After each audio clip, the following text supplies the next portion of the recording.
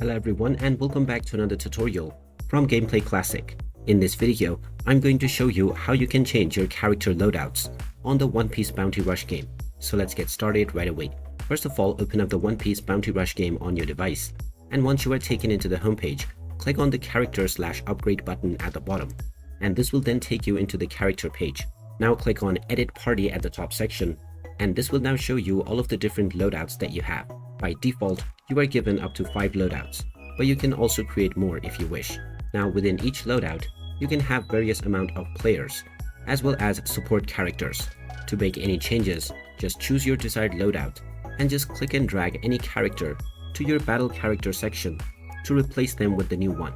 You can also remove any character that you have already added by clicking and dragging and moving them to the list of all available characters.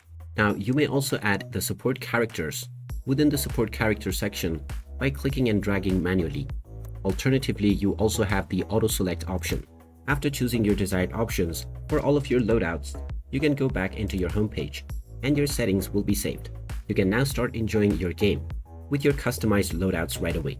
And there you have it. That is how easy it is to change your character loadouts on the One Piece Bounty Rush game.